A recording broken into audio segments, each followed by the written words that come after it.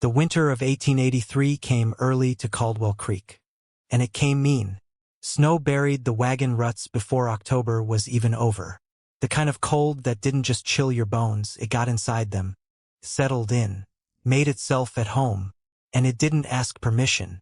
There was a woman standing on the edge of that town the night this story begins. Standing in the dark, in the wind, with two small children pressed against her sides and nothing but a thin wool coat between her and the kind of cold that kills. Her name was Clara Dodd. And 3 weeks earlier, her husband had been shot dead in the street. Nobody helped then.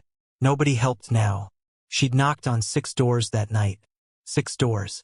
And every single one of them had closed right back in her face. Because in Caldwell Creek, a widow connected to the wrong kind of man was a widow best left to her own troubles. And then a man stepped out of the saloon. A man nobody much liked. Nobody much trusted. A man with a reputation that followed him like a shadow follows a hawk. He looked at her standing there in the snow. He looked at those 2 children. He didn't say much. Just pulled his coat tighter and spoke 6 words that would change everything in that town. "I've got room by the fire." And then he added, quiet and flat as a gravestone, "And I don't care who talks. Before we begin, tell me, where are you watching from? Wherever you are tonight, sending love your way." Now let's go back to the beginning, because this story, it didn't start with a kind gesture in the snow. It started with a murder. Thomas Dodd was not a perfect man. He drank on Sundays. He owed money he shouldn't have borrowed.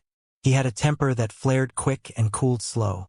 But he loved his wife with the kind of steady, quiet love that doesn't shout, doesn't perform, just shows up every morning and does what needs doing.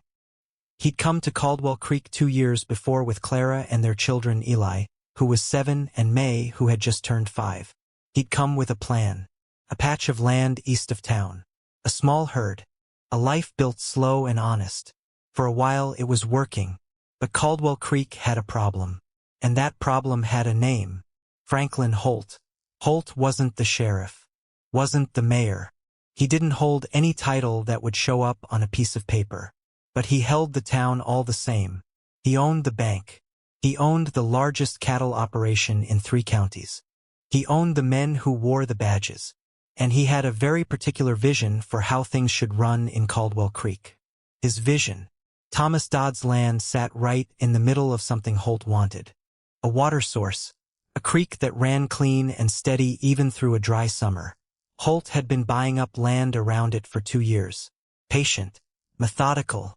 Paying just enough to make men feel like they had a choice. When Thomas refused to sell, Holt didn't raise his voice. He just smiled. And that smile meant something in Caldwell Creek. Everyone knew what it meant. 2 weeks after that smile, Thomas's barn burned down. He rebuilt it. A week later, 2 of his cattle were found dead. No explanation. No tracks worth following. Thomas reported it to the sheriff. A round-bellied man named Cutter who wore his badge like a costume and worked for Holt like a dog works for a man with meat. Cutter wrote something in his book. Nodded. Never came back. Then came the morning of September 28th. Thomas rode into town for supplies. Clara watched him go from the porch the way wives do. That long look that holds more than words can carry. Eli waved from the fence post. May chased a chicken across the yard. Thomas didn't look back. He should have. He was loading flour onto his wagon when it happened.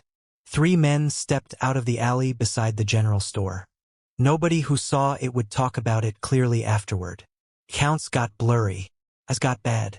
Memories failed people something remarkable. What was certain was this. Thomas Dodd ended up face down in the dirt of Main Street with 2 bullets in him. His horse stood confused beside the wagon. The flour bag split open on the ground. White dust spreading slow in the morning air like a ghost rising. Franklin Holt was standing on the boardwalk across the street when it happened. He didn't move, didn't flinch, just watched. Then he adjusted his hat and walked back into the bank. Sheriff Cutter arrived 10 minutes later. Looked at the body. Looked at the witnesses who wouldn't meet his eyes. Wrote something in his book. Dispute, he called it. Man drew first. Thomas Dodd had not been wearing a gun. Clara arrived an hour later, having heard from a neighbor riding fast. She stood in the street where her husband had fallen and the flower dust was still there in the dirt, shaped like something cruel. She held Eli's hand so tight the boy didn't cry even though he wanted to. May didn't understand yet. She kept asking when Papa was coming home. The body was put in the ground 3 days later. 6 people attended. The preacher was brief. The sky was gray. And that night, Clara sat in her cold house with almost no wood left, no money to speak of, and no idea what came next. She had no family within 500 miles. No close friends. Holt's shadow made people careful about who they were seen standing beside. The land was hers by law, but law in Caldwell Creek bent toward whoever Holt pointed it at. She had her children. She had her husband's name. She had the cold. She went to the neighbors she thought might help. Most were kind about it, gentle in the way people are when they want to say no but don't want to feel bad about themselves. They offered words. Warm words. Empty as a dry well. One woman gave her a pot of soup. That was something. That was real. But the nights kept coming. And October slid into November. And the cold, Lord, the cold, it had teeth that year. Wind came off the flats like it had a grudge. The kind of wind that finds every gap in a wall, every crack in a window frame. Clara burned the last of the wood on a Thursday. By Saturday evening, she knew she couldn't stay in that house another night. Not with the children. Not without fire. She dressed Eli and May in everything they had.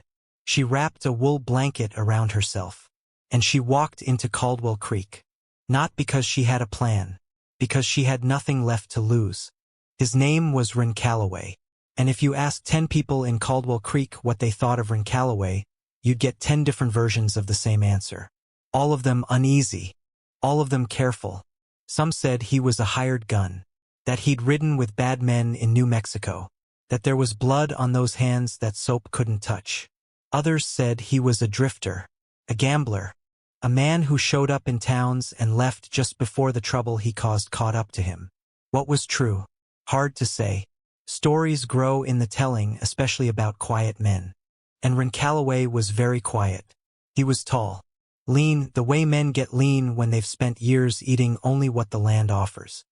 His face was weathered, not old, maybe 35, but marked by weather and sun and something else. Something behind the eyes that didn't have a good word for itself. He'd ridden into Caldwell Creek 6 weeks ago. Nobody knew why. He didn't explain himself. He paid for a room at the boarding house in cash. He drank at the saloon but never passed the point of sense. He played cards but didn't cheat, at least not clumsily. He caused no fights. And yet, people moved slightly when he walked into a room. Not dramatically. Not all at once. Just shifted. The way a herd shifts when a new animal enters the pen. An awareness. A wariness that had no single reason but felt justified all the same. Franklin Holt's men had watched him since day one. 2 of them had sat at his card table in the first week, asking casual questions that weren't casual.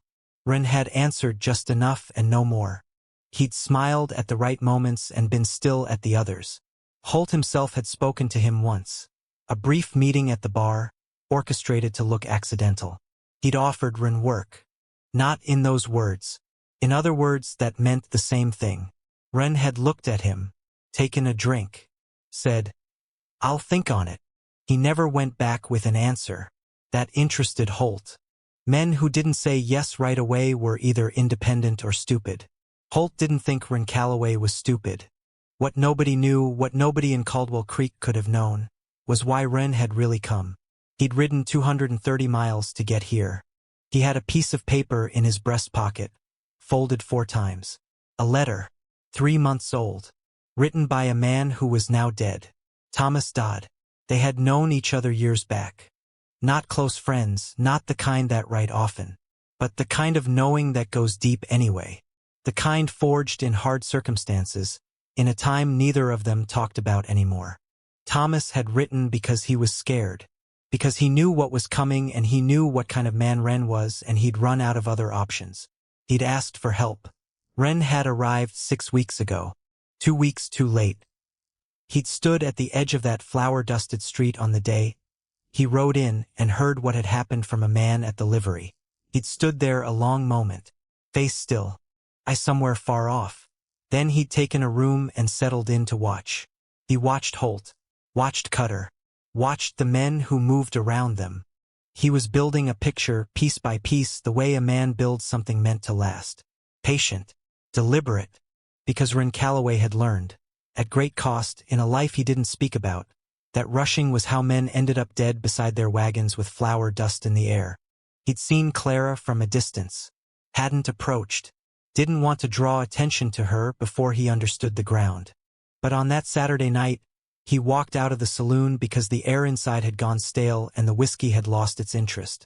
He stepped onto the boardwalk and he saw her, standing in the snow, 2 children pressed to her sides, wind moving her coat like it weighed nothing. She wasn't crying. That was the first thing he noticed. She had the look of a woman past the place where crying does any good. She was just standing, enduring, the way an old tree stands in a storm. Not because it isn't hurting, but because it doesn't know what else to do. Something moved in Ren's chest, something old and complicated. He looked down the street, then back at her, then at those 2 kids. He walked to her. She looked up at him and her eyes were neither afraid nor hopeful. They were just tired, so tired it hurt to see. He said the words, simple, flat. I've got room by the fire, and I don't care who talks. And Clara Dodd looked at this man she didn't know. This man nobody trusted, and she didn't ask questions. She didn't have the luxury of questions. She nodded once, and followed him. His room at Henley's boarding house was not much to speak of. A bed, a chair, a small iron stove in the corner that he fed with split wood he'd carried up himself because he didn't like asking. A window with a crack in the glass that let in just enough draft to make the candle nervous. A coat hook with 1 coat on it, his and everything else the man owned tucked into 2 leather saddlebags on the floor. Clara stood in the doorway with her children and looked at the room. Ren moved to the stove without ceremony, opened the iron door, fed it 2 more pieces of wood. The fire took them eagerly and the warmth pushed outward into the room. Not overwhelming, not grand, just enough, just steady. He looked at the children. Eli was watching him with large, measuring eyes, the eyes of a boy who'd seen too much in the last weeks and had quietly made himself older. May had fallen half asleep against her mother's hip, 1 hand clutching Clara's skirt. Bed's yours, Ren said. I'll take the floor. Clara opened her mouth, probably to protest. Something in the way he turned back to the stove told her it wasn't worth the breath. He'd made his decision and it wasn't about negotiation. She got the children settled. May went out fast. The warmth pulled her under like water pulls a stone. Eli lay with his eyes open, staring at the ceiling, listening to everything the way frightened children do when they're pretending to sleep. Clara sat in the single chair by the stove. She held her own hands. She didn't speak for a long while. Ren sat on the floor with his back against the wall and his knees up. He could feel the floors cold through his jeans, but he'd slept in worse places. Far worse. He had a habit of stillness. Not the stillness of boredom, but the stillness of a man who knows how to let silence do its work. Finally, Clara spoke. You knew Thomas. It wasn't a question. Ren was quiet for a moment. Then, yes. He wrote to you. Yes. She looked at the fire. He didn't tell me. He wouldn't have wanted me to worry more than I was already worrying. He told me you were strong, Ren said. Exact word he used. Strong. She breathed out through her nose. Not a laugh, nothing as easy as that. Something between grief and pride that didn't have a clean name. He was wrong about a lot of things, she said quietly. He wasn't wrong about that. They sat in silence again. Outside, the wind moved through the eaves and the town was dark and the snow kept falling like it didn't know any other thing to do. What are you planning? Clara asked. Her voice was careful now, a woman measuring her words. Don't have a plan yet, Ren said. Just observations. How long does observation take? As long as it takes to not get killed. She looked at him then, really looked at him. In the firelight, she could see his face more clearly, the lines of it, the patience of it. The thing behind the eyes she couldn't name. People in this town will talk, she said. A widow taking up with a stranger, Holt will use it. He'll use it to discredit me. To paint me as something I'm not. I know. And you still... I'm not asking the town's permission for anything, Ren said, simple as weather. Never have. Upstairs, they were on the second floor. Someone walked across the ceiling. Below them, the saloon sound murmured through the walls like a fever dream. Outside, a horse passed in the street. Eli's voice came from the bed, small and careful. Mister. Ren looked over. Yeah. Are you going to make them pay? For what they did to my pa. The fire crackled. Clara went very still. Ren looked at the boy for a long moment. Go to sleep, he said. Not hard. Not cold. Just the kind of voice that closes a door gently but closes it all the same. Eli was quiet. Then, yes, sir. And that was the end of the talking. Ren stayed awake long after the others had drifted off. He watched the fire. He thought about Thomas Dodd, about that letter, about the things it had said between its lines that hadn't been in the actual words.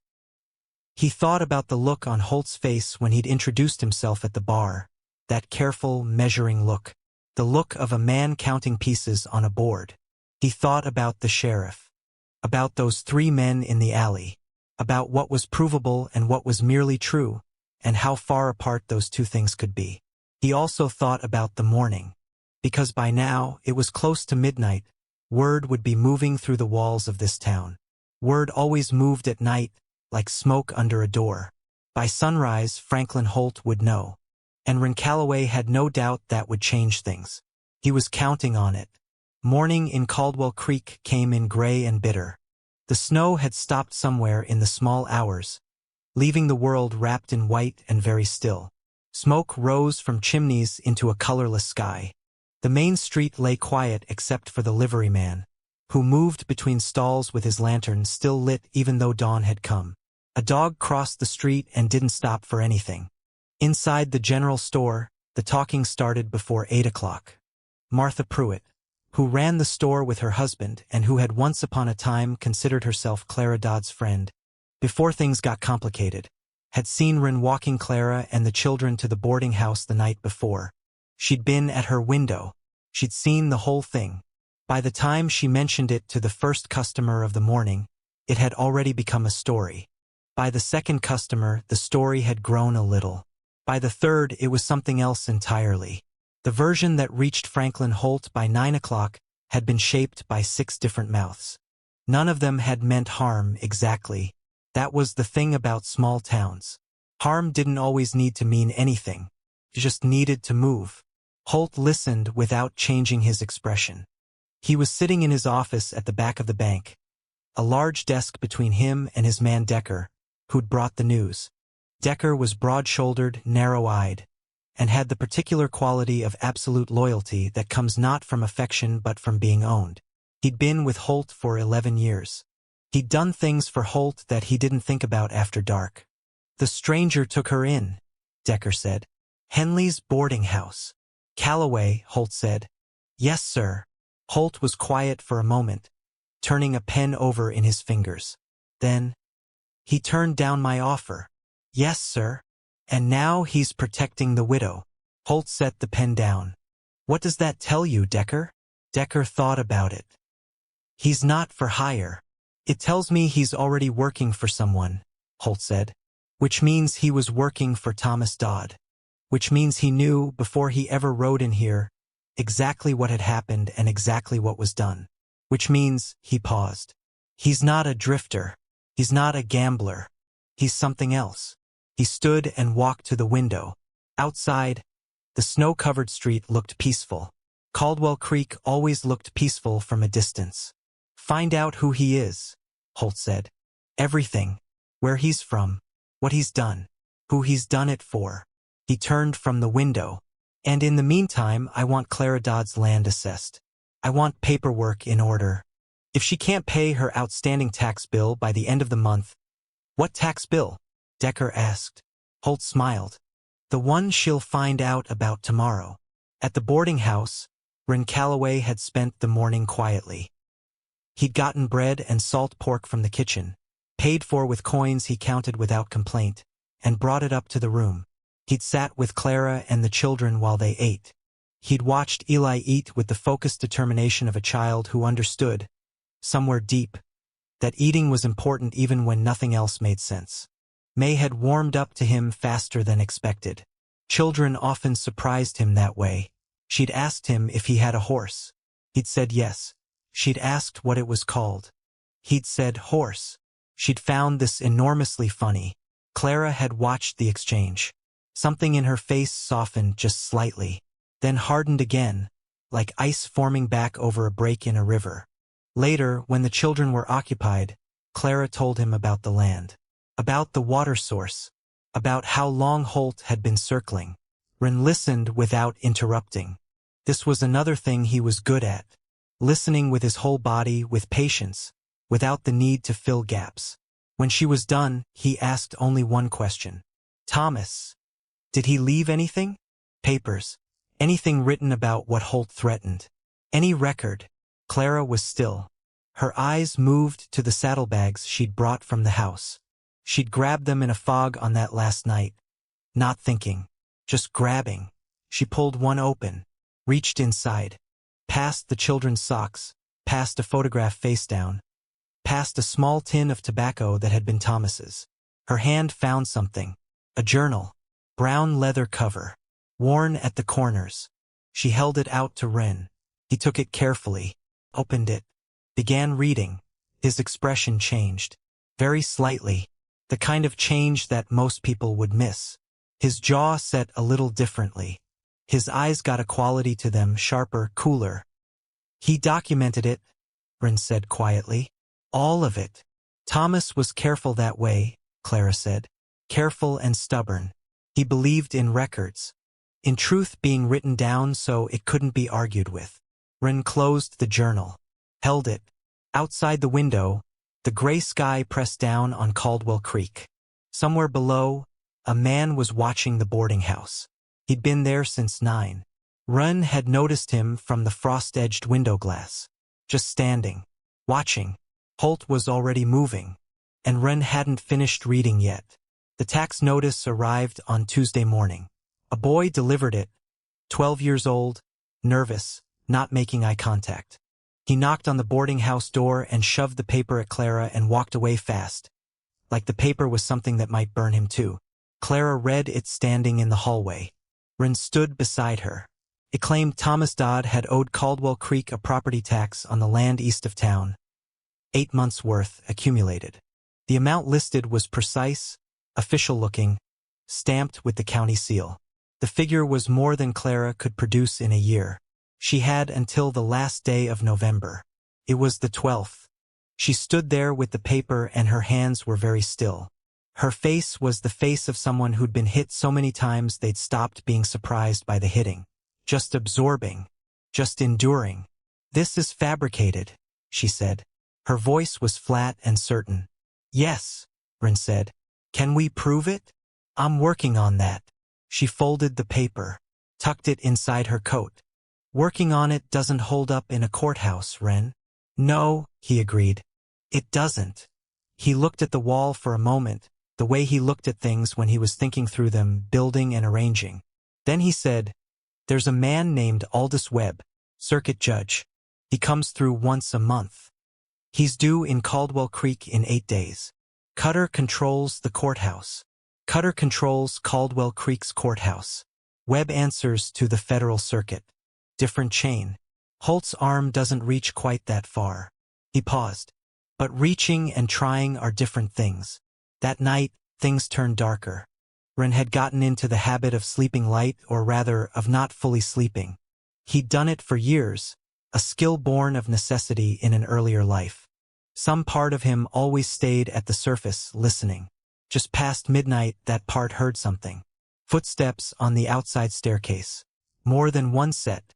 Moving careful and slow in the way men move when they think slowness means silence, forgetting that the slowness itself has a sound. Ren was on his feet before he was fully conscious of deciding to stand. He moved to the saddlebag. Pistol in his hand. A single-action Colt he'd carried long enough that it felt like a part of his hand rather than a tool of it. He put himself between the door and the bed. Clara was awake. She hadn't been asleep either. She sat up in the dark and the question in her eyes was plain even in the darkness. He held up one hand. Still. The footsteps stopped outside the door. A long silence. The kind that has weight. Then a voice, low, trying to sound casual and failing. Callaway, you awake in there? Ren recognized it. One of Decker's men. A young one, thin-faced, tried too hard. I'm awake, Ren said. Even. Level. Mr. Holt wants a word. Tomorrow morning. His office. Tell him I'll consider it. A pause. He wasn't really asking. I know he wasn't. Tell him I'll consider it anyway. Another pause. Then the footsteps went back down. Slow again. And then gone. Ren waited. 3 full minutes. Listening to the building breathe. Then he walked to the window and checked the street below from the side. Not standing full in front of the glass. Just a look from the edge. One man below. Standing in the shadow of the barber shop awning across the street. Not even pretending anymore. He turned back to the room. Eli was sitting up in the bed, eyes wide. May was somehow still asleep. That deep, animal sleep of very young children that almost nothing can touch. Are they going to hurt us? Eli asked. His voice was steady. That was the saddest part, the steadiness of it.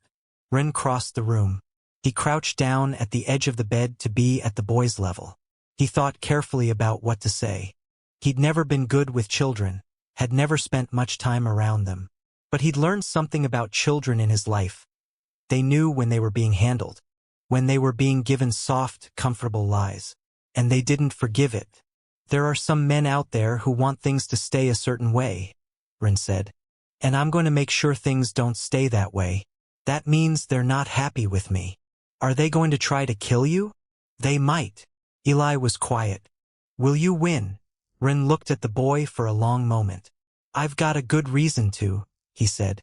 He didn't say yes. He didn't make the boy a promise he couldn't guarantee. But something in the answer seemed to settle Eli. He lay back down, pulled the blanket up.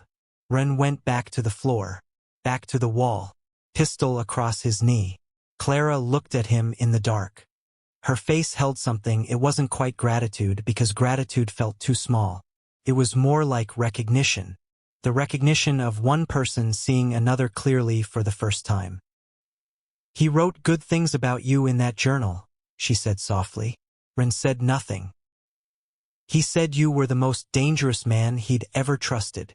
The fire in the stove had gone to coals. The room was amber and shadow. Go to sleep, Clara, Ren said quietly. She did. He didn't. He sat through the whole of that night watching the door, listening to the building, thinking about Thomas Dodd's careful handwriting in a brown leather journal, about a circuit judge 8 days away, about Holt's smile and Decker's eyes and 3 men in an alley and flower dust settling white on a dead man's back. The morning was coming, and Ren Callaway had already decided what it was going to hold. He walked into Holt's office at 10 o'clock sharp. He hadn't sent word, hadn't arranged it.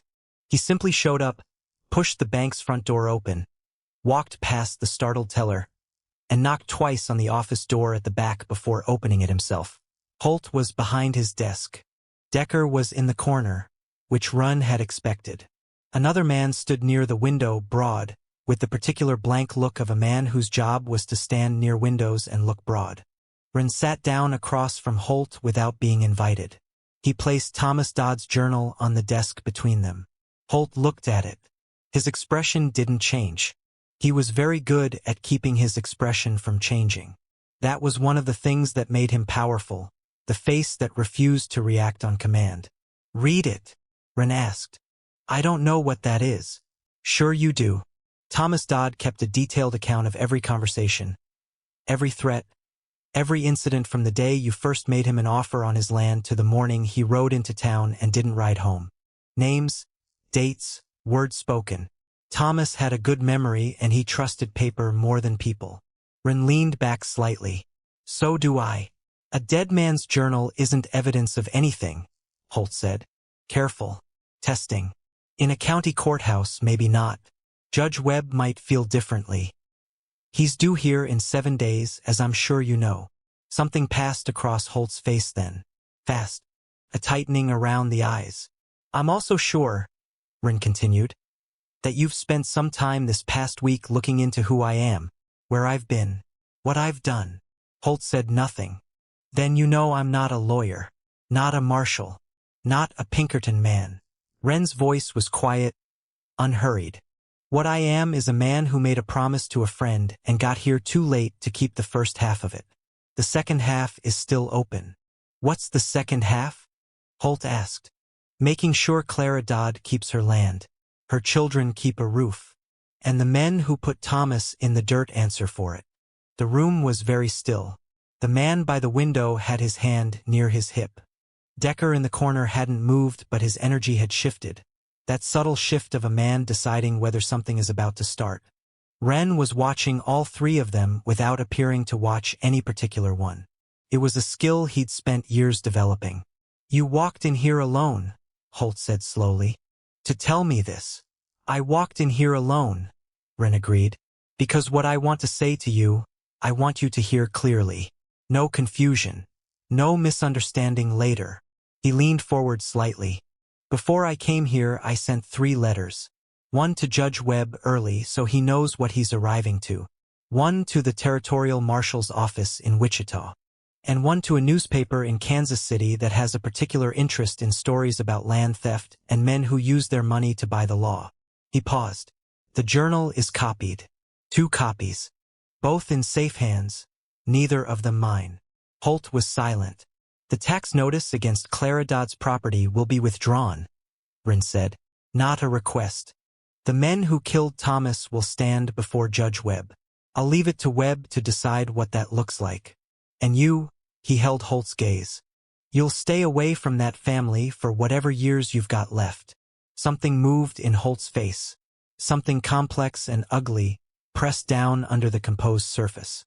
The face of a man unaccustomed to being on the other side of leverage. And if I don't? Holt asked. Those letters still get where they're going, Ren said simply. The difference is whether you cooperate or whether everything in that journal, every name, every date, every threat, gets read out loud in a Kansas City paper before Christmas. He stood, buttoned his coat, picked up the journal. I don't want your money. I'm not interested in a deal. I'm giving you a chance to do a thing that's smaller than what you deserve, which is more than Thomas Dodd got. He turned toward the door. Decker moved. Not much, just a shift of weight, a hand reaching. Decker. Holt's voice came like a hand pressed flat on a table. One word. Firm and final. Decker stopped. Ren walked out, through the bank, into the cold morning air of Caldwell Creek. He didn't hurry. He didn't look back. The street was quiet around him, but he felt it the way you feel eyes, multiple pairs. Town watching from windows, from doorways, from the careful distance of people who want to see how something ends without being close enough to be part of it. Judge Webb arrived 6 days later, a day early, which nobody had expected, especially not Holt. The tax notice was withdrawn the morning after Webb arrived. Quietly, without explanation. The document simply ceased to exist in the county record, which made it harder to argue as a crime but also meant Clara Dodd's land was hers, clean and clear. 2 of the 3 men from the alley were brought before Webb. The third had ridden south the day Ren visited Holt's office and hadn't come back. The 2 who stayed were tried in a proceeding that Holt's lawyers attended but could not bend the way they'd bent things before. Webb was not a man who bent. They were convicted. It wasn't justice the way a person might dream justice. It wasn't the kind of ending that makes a heart feel whole. But it was something. A reckoning, small and imperfect. A name written in the record beside a consequence. Holt himself was never charged. The letters that Ren had sent, real every one of them, began a process that would take years and would eventually quietly strip Holt of the bank, the political connections, the long arm of influence he'd built over a decade. But that was later. That was after. The day Ren Callaway left Caldwell Creek was in early December. The snow was coming down again, the same way it had been coming down the night he'd found Clara on the street. But the world felt different now, heavier in some ways, lighter in others. Clara stood on the porch of the boarding house. Not her boarding house. She'd moved back to her own land. She was there because Ren had stopped to say goodbye, and she'd walked the distance to say it properly. Eli was with her. May was holding something. A stone she'd found, smooth and white, that she thought was remarkable. She held it out to Ren like a gift. He took it, held it in his palm, looked at it. Pretty, he said. You can keep it? May told him, very serious. He put it in his breast pocket, beside the letter Thomas had written him, beside the things he carried that didn't have names. Clara looked at him for a long moment. She had 100 things she might have said. Gratitude, questions about where he was going. A kind of feeling that didn't have a shape yet, might not find one for years. She said none of them. She said, he chose well. When he wrote to you. Ren looked at her. Then he nodded once. That small, final kind of nod that closes something and opens nothing, just ends it cleanly. He mounted his horse, turned it south. He rode out of Caldwell Creek in the snow and nobody said anything as he went. But they watched. They all watched, from windows, from storefronts, from the gap between a curtain and a frame. They watched the way people watch something they know they'll turn into a story later. Something they'll tell their children about. Something they'll add words to and change over the years until the truth in it is smaller than the legend. But the legend keeps the truth alive in its chest like a coal inside ash. The man they'd never fully trusted. Who'd stayed long enough to change everything. Who'd asked for nothing. Who'd ridden into their darkness carrying a dead man's letter and stayed until the morning came. Then left without looking back. He disappeared into the white. And Clara Dodd stood on that porch and watched until there was nothing left to see. Just the snow, and the road, and the silence that a good man leaves behind him. Some kindnesses don't announce themselves. They don't ask for anything in return. They don't care what the town says or who's watching from behind what window. They just step out of the cold and say, I've got room by the fire, and I don't care who talks. What would you have done in Ren's place? Would you have ridden 200 miles for a friend who was already gone? Leave your answer below. I read every single one. And if this story stayed with you, share it with someone who believes in people who show up, even when it costs them something, especially then.